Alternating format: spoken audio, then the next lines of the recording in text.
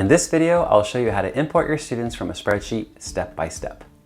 Go to Students, Admin, Import. Download the template.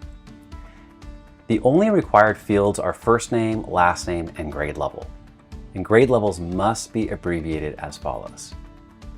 There's one field called the OLD SIS ID. This is the student ID of your OLD SIS system.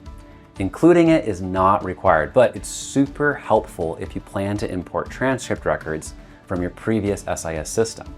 The reason is that your previous SIS system probably includes the OLD student ID next to each record.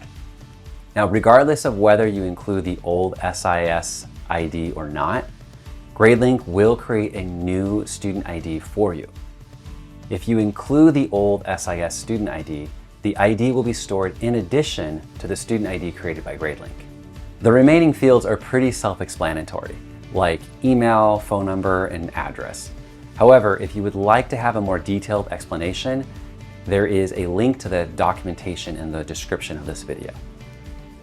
Once your file is complete, save the file as a CSV and drag it here. If there's an error, none of the students will be imported.